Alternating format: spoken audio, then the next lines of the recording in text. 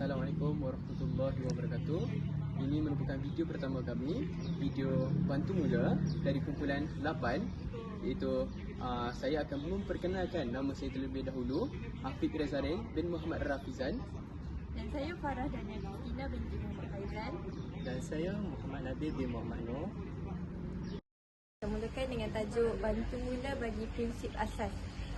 Prinsip asas ini ialah bantuan awal yang diberikan kepada mangsa sebelum bantuan perubatan profesional tiba.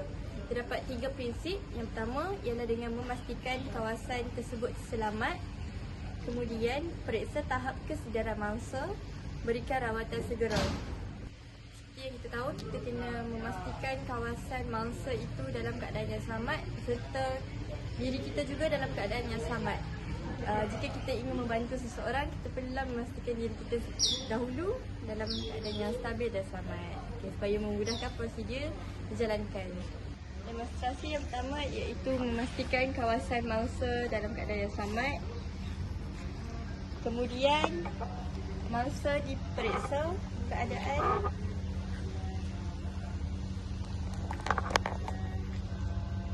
memeriksa tekanan hadi dan pernafasan mangsa. Okey, baiklah.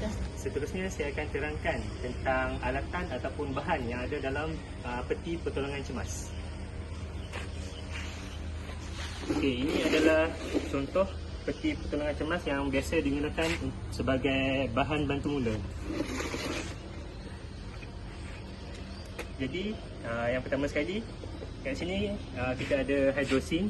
Hidrosin ni merupakan satu cecair antiseptik yang digunakan untuk mencuci luka. Contohnya luka daripada akibat goresan yang mengeluarkan sedikit saja darah sebagai langkah awal. Okey, seterusnya alatan yang kedua yang ada dekat sini iaitu bandage. Bandage digunakan untuk membalut luka-luka ringan. Contohnya seperti apabila seorang mangsa itu mengalami terseluh ataupun kesan luka seperti melecur. Seterusnya saya akan menerangkan tentang peti pertolongan cemas mini. Ini adalah contoh peti pertolongan cemas mini. Yang pertama sekali terdapat Trinol, iaitu antibacterial disinfectant. Ini bagi mencuci luka ringan seperti terjatuh, terguris. Yang seterusnya ini ialah tweezer, alatan untuk mengepit kapas bagi mencuci luka. Pertama sekali menggunakan tweezer dan kapas serta Trinol ini bagi mencuci luka. Dan terdapat juga Panadol, ubat tahan sakit.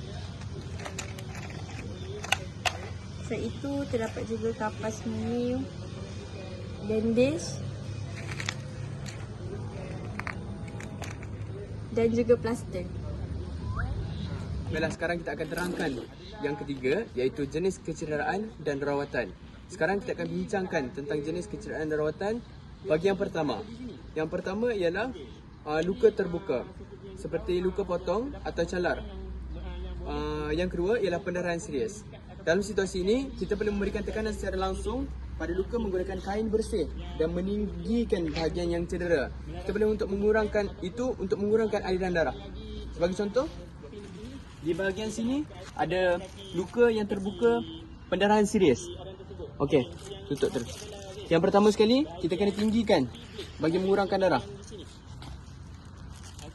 Yang kedua, kita kena kompreskan untuk bagi dia pendarahan itu berhenti. Baiklah, ini merupakan yang pertama.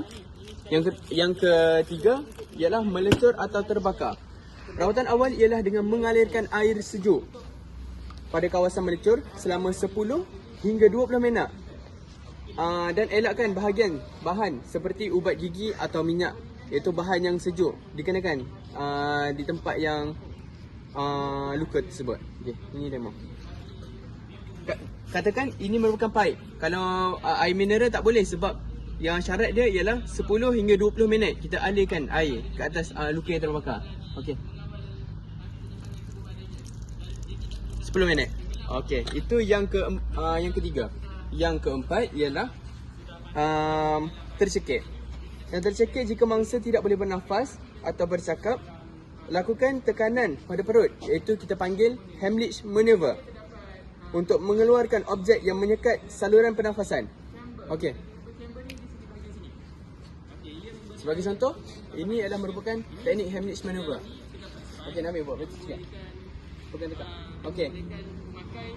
Yang ni, bahagian ni tutup, di bahagian ni, ini kat bahagian depan. Kita tolak. 1, 2, 3. 1, 2, 3. Yang tu, pasal sini. Kita tolak dia sikit. Lepas tu sampailah mangsa selamat. Seterusnya, saya akan menerangkan tentang pengurusan kecemasan dan bantuan mula. Pertama, kita perlu menilai situasi dengan cepat dan tenang.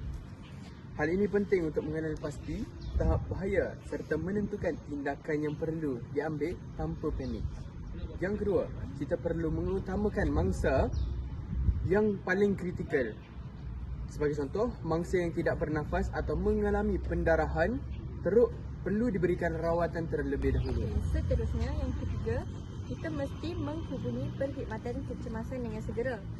Maklumat yang jelas seperti lokasi kejadian, bilangan mangsa dan jenis kecederaan perlu disampaikan dengan tepat.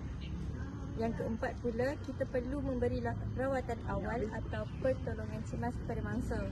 Ini termasuklah menghentikan pendarahan darah, membantu pernafasan atau menenangkan mangsa sementara menunggu bantuan tiba. Ini bagi memudahkan lagi pelancaran rawatan awal. Okey, baiklah. Seterusnya, yang kelima adalah kita perlu memantau keadaan mangsa secara berterusan. Maksudnya, kita perlu perhatikan perubahan seperti pernafasan, kesedaran dan tanda-tanda lain supaya tindakan lanjut dapat diambil jika bertambah buruk. Dan yang keenam, iaitu yang terakhir, kita juga perlu mengawal keadaan sekeliling atau orang ramai.